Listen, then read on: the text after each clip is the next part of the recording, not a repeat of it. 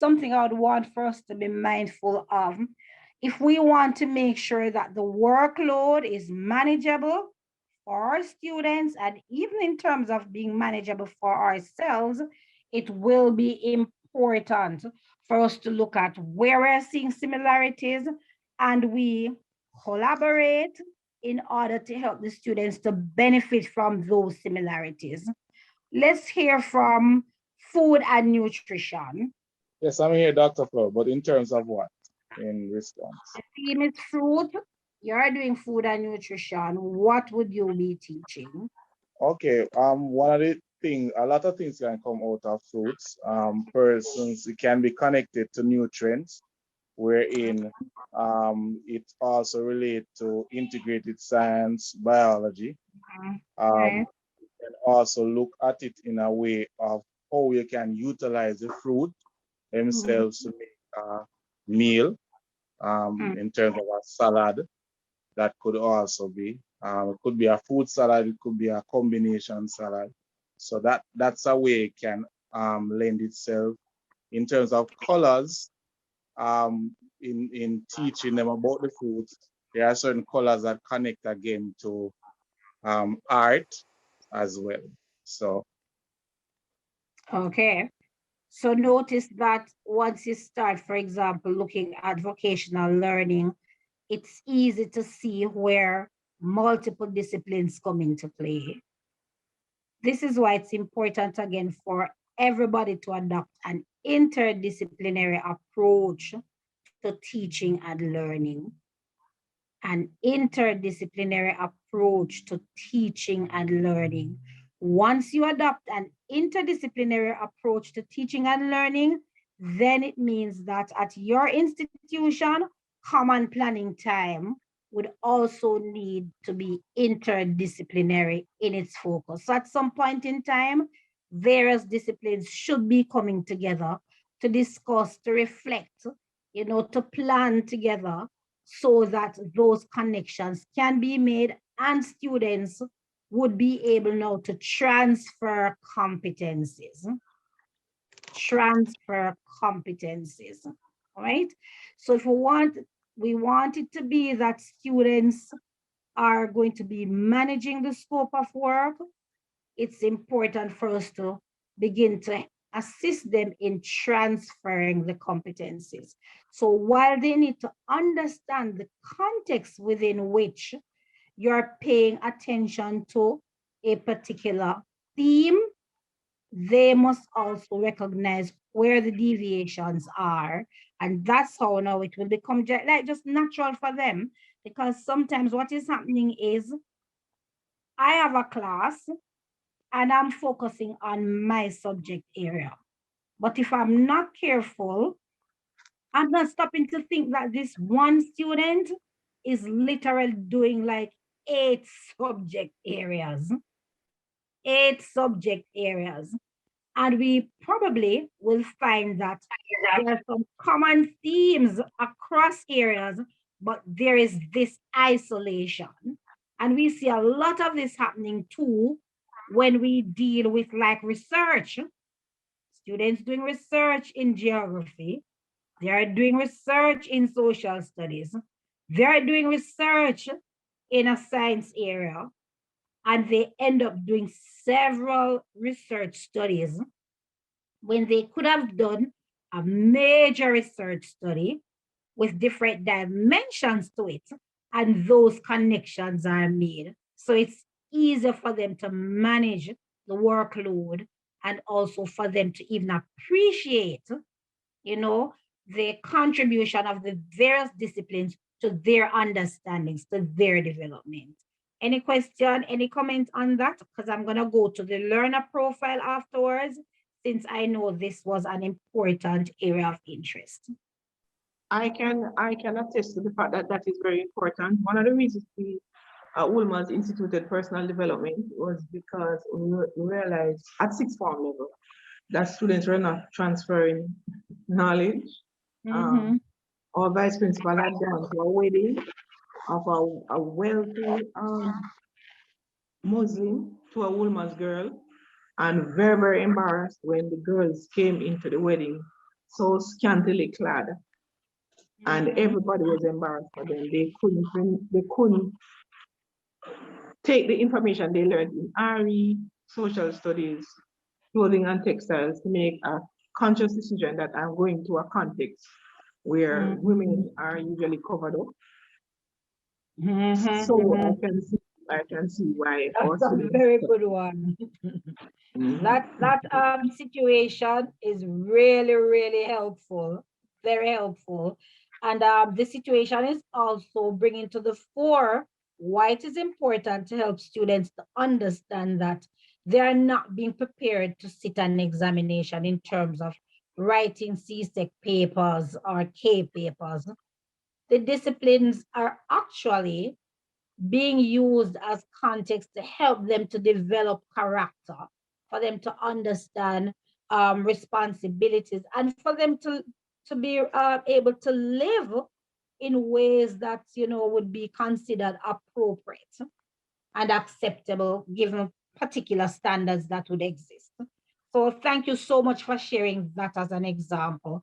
Let me hear from the religious education perspective in terms of using even the same theme of fruit. Good afternoon, Dr. Flowers. Good Hi. afternoon, everyone. Fruit is such, it can be used, it's so versatile. I am thinking that I could use it when I'm teaching stewardship, personal stewardship, because there are some soft skills as well as some characteristics that individuals must have in terms of managing that which God has given. And from the Christian perspective, God has given mankind everything, all the resources. So I could begin by showing a fruit. That could be an introductory activity. We could put it at different stages of the lesson. I could show them the fruit or a field or a orchard with fruits and ask them, to talk about the characteristic of each fruit, discuss that, and then that would lead into talking about their own responsibility as a steward. So that I could take it from that angle as well and teach that in terms of responsibility and spiritual responsibility as an individual, teaching them rites of passage too, in terms of so Right. I could also, even in terms of character, look at the fruit of the spirit. yes, right. But because that I was okay. just focusing on the syllabus, but that came That's to mind fine. first, that we could look at and you could infuse it as we go on in the development. We bring that in as a Bible, the biblical aspect of it from the Christian view, because we teach what major religions teach. So we could look at that teaching in the scriptures to bring that out, to say that the Holy Spirit's fruit is really a love of fruit, and the fruit has different eggs of it and so forth and so on. Right. So in a nutshell, what we have actually done today is just simply show how one theme could be addressed in an interdisciplinary way. And so for a student who is doing food and nutrition, doing science, integrated science, doing religious education, and maybe another vocational area or social studies or one of the other humanities, even if it is in the theater arts, that particular theme could be connected right across disciplines to help the students to understand what learning, meaningful learning is all about, and also to help them to take it with them to say, even in your everyday life experiences, life situation, this is what would be expected of you so that they're able to function effectively. All right. Thank you all for participating. I trust that out of even doing this little activity, we will recognize how important it is for us to be talking to each other relative to a particular focus that we might have for a term or for a lesson, and see if in sharing with each other, we'll get ideas now to help students to transfer. Now, listen, many times when we deal with assessment, we forget to treat like skills such as this. Evidence of knowledge integration or evidence of the transfer of competencies. Or you might look at it in terms of being a systems thinker. All right. How do we account for these aspects of the learning process in assessment? So for formative assessment, transfer of competencies can be one of the critical areas you'd want to look at. And when we talk about giving students feedback, the tendency is for us to give feedback to say, okay, you did this well, you did not do this well. All right, these are the corrective measures that you need to take. Now, for feed forward, you want to also pay attention to those attitudes that you're seeing or those competencies that you're seeing being demonstrated that they need to continue to use as a norm. So feed forward should help them to understand what they should be doing continuously, continue to do so and help them to recognize that if you do this on a consistent basis, then the outcome will be 1, 2, 3. So don't just give them feedback, but also give information for them to know what they need to continue to do as a norm. All right. Any question, any comments so far? So let's talk about our students' profile. Now, many times when we do our students' profile, there's a tendency for us to say, okay, these are the things the students do not know. These are the negative attitudes.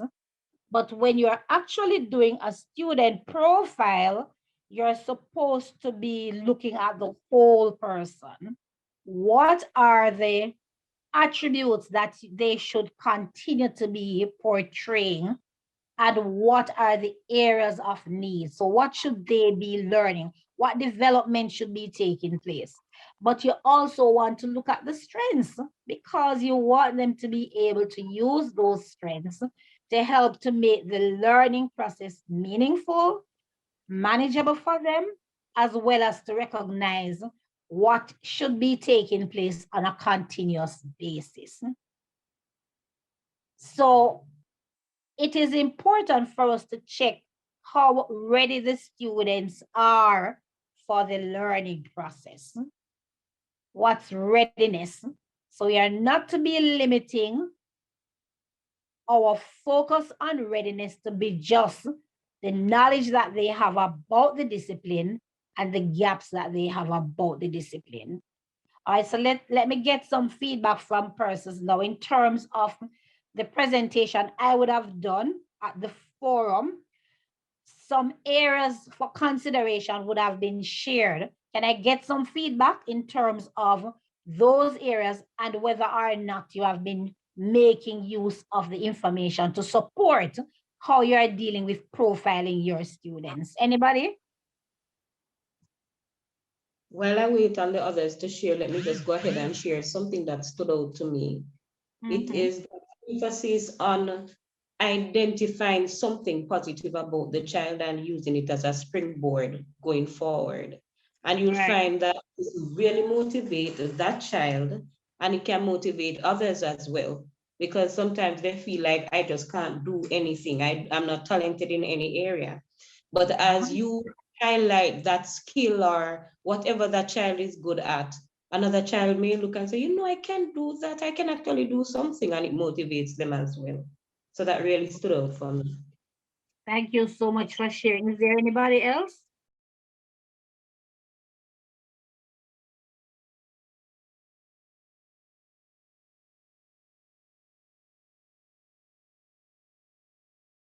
Dr. Flores, can you repeat what you were saying? I was kind of distracted. Yes, I wanted to find out what it is that we focus on when we are doing our students' profile. So we did say at the conference, when we had the forum, we did say we should not limit the profile to only to the negative things. We should look at positives as well. Look at the strengths that the learners bring to the learning process. So I wanted to know what it is that we have been doing now in terms of profiling our students. Okay, so we could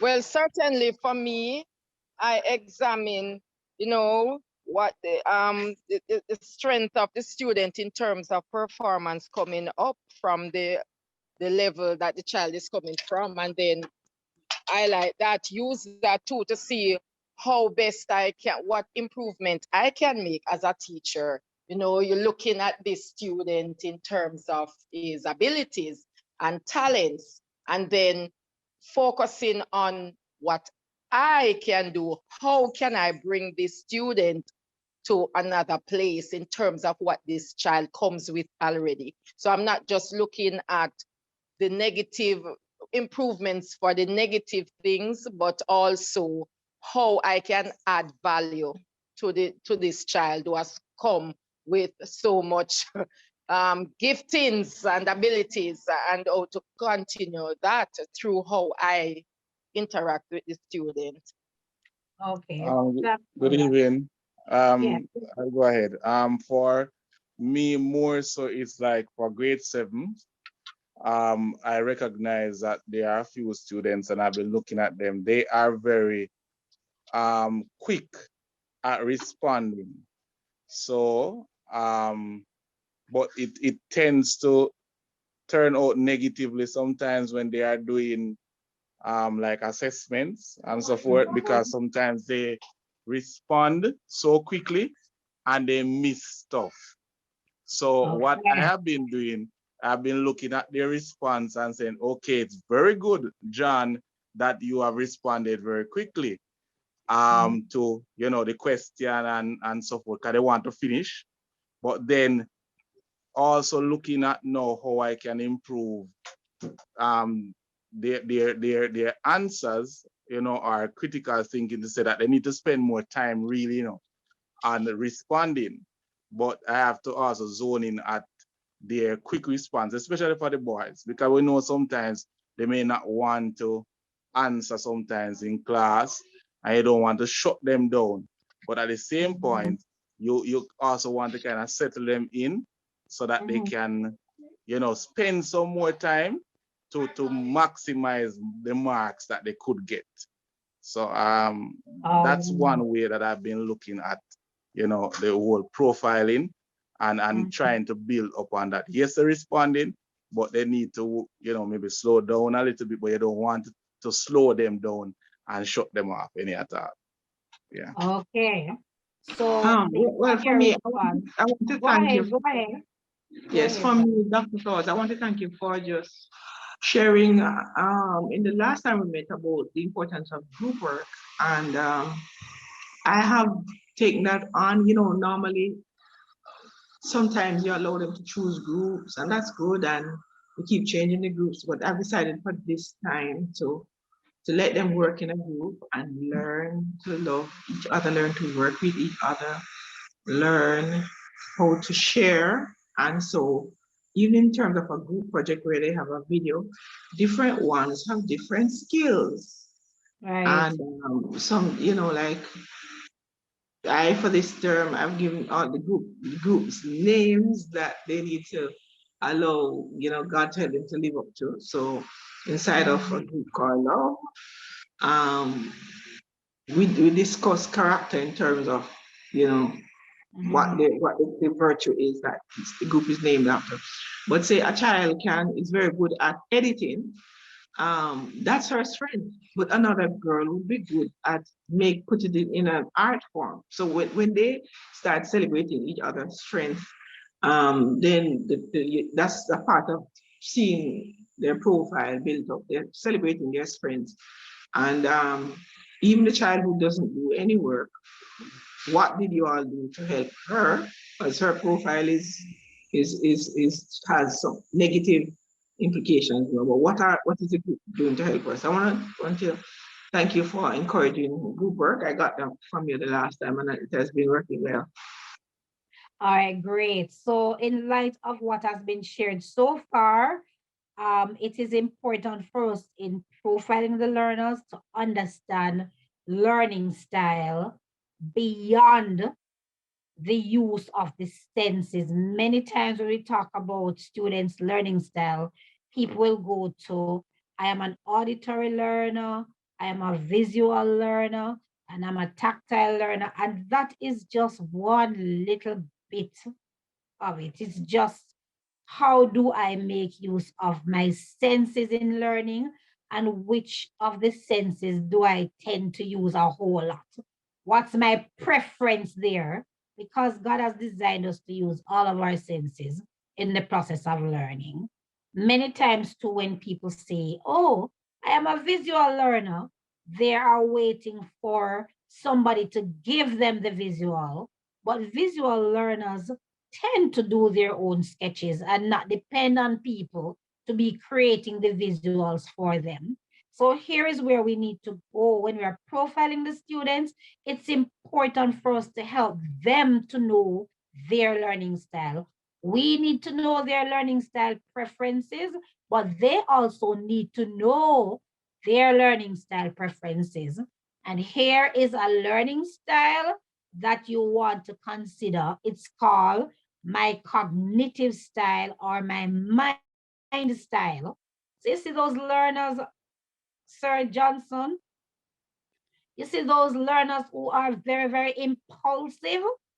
You want to help them to develop reflective thinking, help them to become more reflective in how they are processing, so that they recognize the value in being careful, in checking if they understand what is required, engaging in what is called task analysis. Task analysis. So a style, a cognitive style, for example, is a reflective thinking style. Some students who are reflective will take a longer time to respond to a question than an impulsive learner.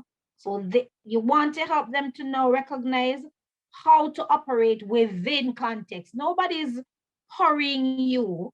All right, so take the time that you need to examine the task, break it out, check what you already know, what you need to confirm relative to what you claim you know before you just respond. So it's important for them to understand that you have a particular preference in terms of your style of thinking, but we also want them to understand that you have a motivation style.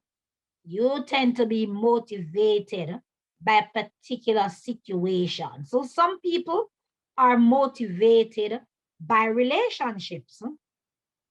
They love to have good relationships.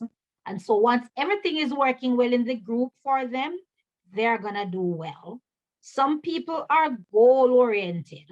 You know, you have different motivation style. The student needs to know their motivation style. And here is something too that is important. They also need to know the physiological state that they need to be in to function at maximum. When some people belly is very full, they don't do well.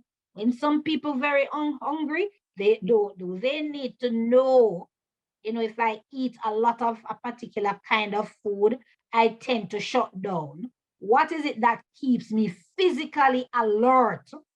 These are some of the things they need to know about their learning styles. All right. So I heard in relation to mind style, the group, the collaboration, working with others would be part of the motivation style if I am relationship centered.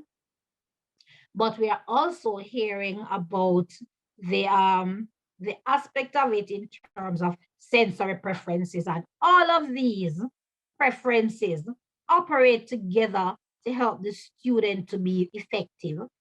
And guess what? They also operate together to help us to be effective because we also have learning style preferences. Now, one aspect of the profile that Mrs.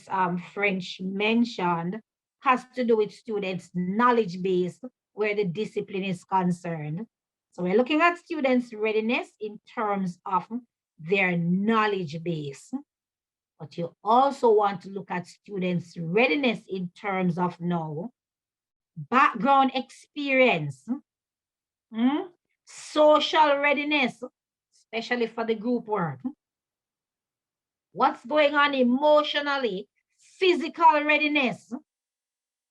So if we pay attention to all of these aspects in shaping the profile, and we don't need to shape the profile alone, bring them into the picture so that they understand and can also help to write something about themselves, document something about themselves, create their own portrait.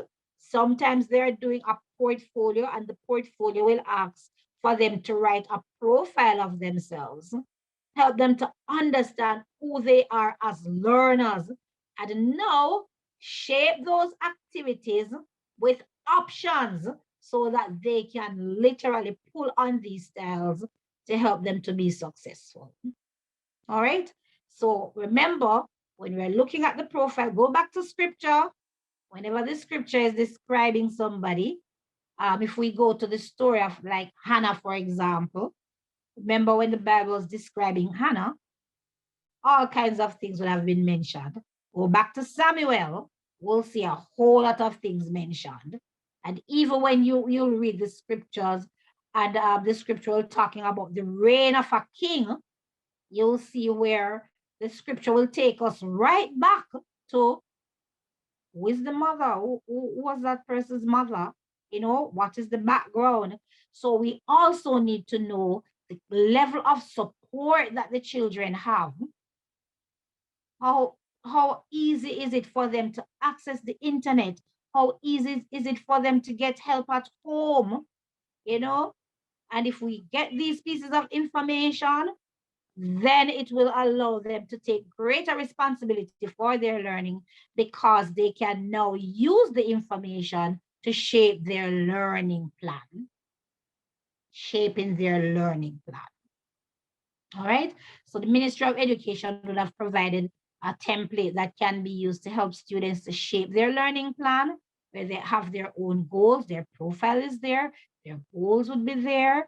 They would have the particular disciplines that they are pursuing, who would be their accountability partner. That person would look on and give them feedback to say, yes, you are living up to expectations based on agreement, or you are not living up to expectations based on agreement.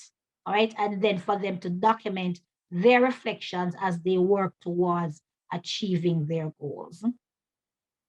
So that would be it in terms of the profile.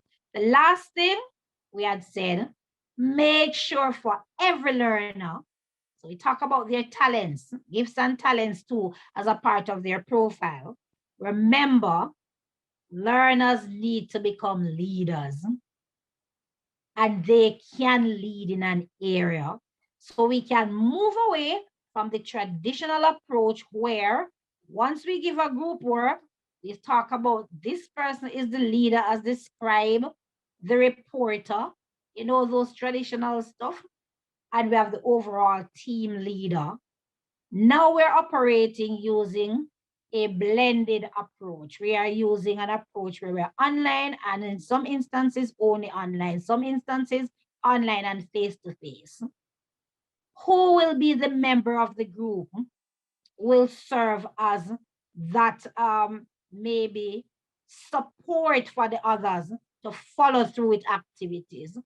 Who will be the one leading relative to how we operate in the online space? Will there be somebody is going to say to us, okay, guys, we take turns. What are the agreements that we have said we would live up to? Who will be the person leading that? Who will be the person who will be reporting on other aspects besides the overarching individual who is leading the whole team. So identify some of the needs that you see exist when it comes to working in the online space, and identify those persons who will serve as leaders. Remember, student support is very, very critical. Student services, very critical. You can rotate leadership roles to give them a feel of what that is like. And when you're actually shaping the rubric for grading and or for giving feedback and for feed forward, you include in that rubric leadership and the indicators that would be associated with leadership. This will help your students know to pay attention to the attitudinal aspect, the affective aspect of teaching and learning, and not just paying attention to concepts and principles that would have been assessed when you're dealing with just cognition. All right. So building to those criteria for grading or for giving feedback to students, how they operated as leaders, how they supported each other as team members, how they affirmed each other, how they validated each other. So dedicate a section of your rubric to character traits or intellectual qualities so that students will be mindful of these, and encourage them to use the rubrics for self-assessment and for peer assessment and not just teacher assessment. So in a nutshell, this is what I wanted to share with you as a follow-up from the session that would have been done at the conference. I trust you got something from it and will be able to move forward as you too invest in the lives of your students, and above all, invest in the development of the nation as God would have called you to do as Christian teachers. Bless you.